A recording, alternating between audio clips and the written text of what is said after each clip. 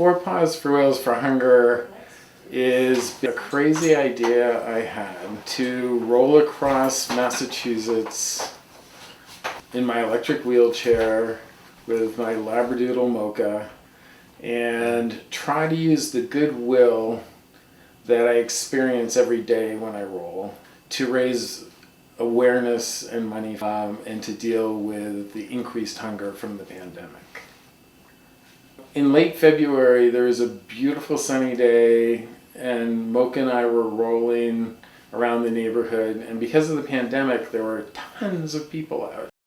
And generally, everybody was super nice to me in my wheelchair, and they love Mocha because he's just adorable. I can't say I was looking for something to do. I was really enjoying meditating. I was taking courses, but there's something in me that just says that's not enough. I need to work to right injustice. No one told me to stop. Everybody kept telling me it was a good idea, and friends and family came together. Everybody I told said, "How can I help?" And there have been times when I said, somebody should have told me this was a bad idea. But nobody, absolutely nobody said it was a bad idea. Everybody has pitched in to help. What I found surprising is some of my good friends, there's one couple in particular who live in Vermont and a woman who lives in Acton. I've known them for years. And they've been working on hunger for years, and I never knew it. Mm-hmm. And all of a sudden I had these hunger experts because they were dedicating their time to their local food pantries, delivering meals during the pandemic, and doing just amazing things. So that's been surprising. And the other thing that's really amazed me is a couple of my friends qualified for the stimulus payment, and they got their check. They thought that there were people more in need than them. And so they're just holding it for the right cause.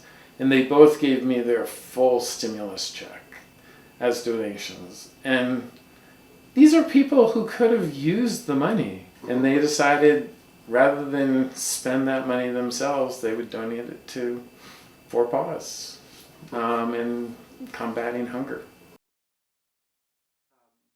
Got a bunch of calls from friends saying, how can I help? From every part of my career, going back to Greenpeace in 1981. My children unanimously have all helped in different ways. My wife Susan has been immensely supportive. She's become so supportive of me because of my illness. It's nice for me to be doing something where we're kind of equal partners and we're trying to co-create a vision, if you will. What I think people don't understand, they think the pandemic is kind of past, the stimulus bills have passed, everything should be going back to normal, but the Greater Boston Food Bank served more food and had more requests for food in April and May of this year than they had through the whole pandemic. So the economic consequences are really starting to show. People have struggled through the pandemic. They've come to the end of their unemployment. They've come to the end of their savings, and they need help. I think our society has evolved, so there's a greater disparity of income. What most people probably don't know is that 1 in 8 children in Massachusetts are food insecure, and that means they don't know where their next meal is coming from. And hunger has doubled in Massachusetts because of the pandemic. It's astounding how big the problem is and how little coverage it's gotten.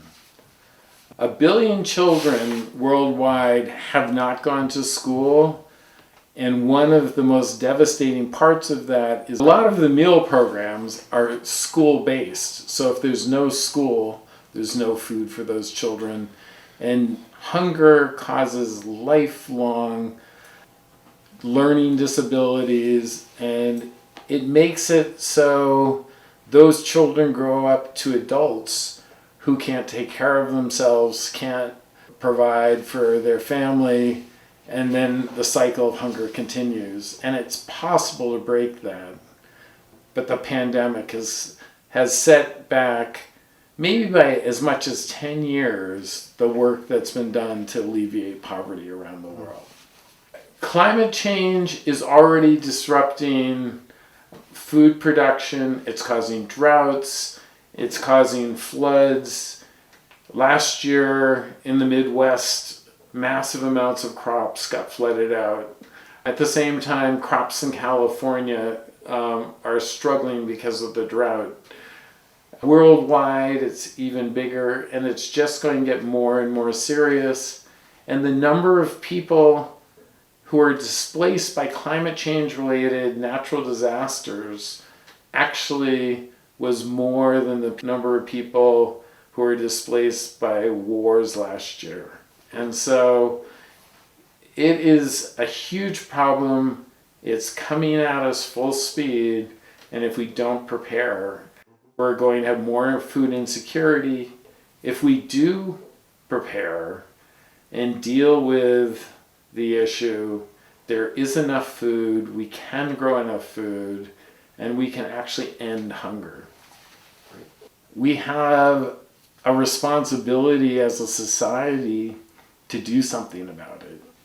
And it's not just one person, it's not just one city, it's just not one country. It's literally around the world. We've all got to act together, or we're going to have devastating consequences. This is a grassroots issue. It's going to be a grassroots solution. And I'm hoping that people that we pass along the way and who hear about this donate $5, $25, whatever you can. Together, if everybody does something, we'll get it done. What I would say to people who say that they can't do anything about this is that there are two things to think about. First, if everybody does something, together we can really make change. And second, there are a lot of really simple things you can do. You can donate, that's the easiest. You can donate food, you can donate your time. All of these hunger organizations run on volunteers, and if they don't have volunteers, they don't get the food out, and they can't supply as many people. One of the things we're trying to do on social media is to point out the problem, but we are also putting out positive ideas of things people can do, how you can help, where you can volunteer, what you can do, how you can make a difference. If you have an hour a week, if you have 10 hours a week, if you have no time, there are things you can do. You just have to be creative.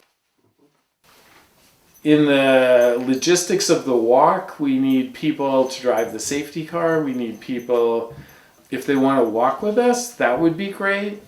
Other ways they can get involved is we are looking for volunteers who can do outreach to spread the word, talk about hunger, get in touch with businesses along the way, get in touch with places of worship along the way, to try to make this really a pause to talk about hunger. And the more people we have doing that outreach, the more it will be talked about. I'm hoping to raise $250,000. Half of that is going to the 4 food banks in Massachusetts, and those 4 food banks provide food to over 1,000 hunger organizations.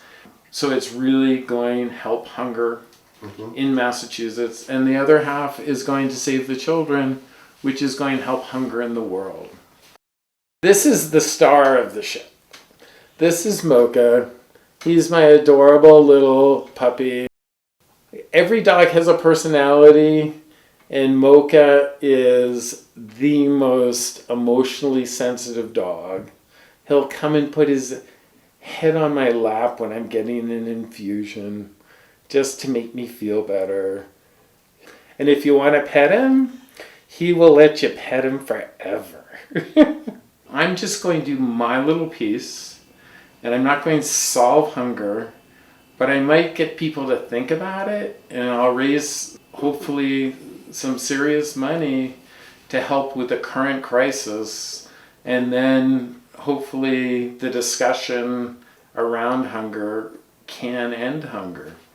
I'm an event. I'm going to be 7 weeks talking about hunger, and I'm hoping that that will give a boost to the food banks that we're supporting directly, but also the other hunger agencies that are responding to the emergency, and the other hunger organizations that are trying to make systemic change.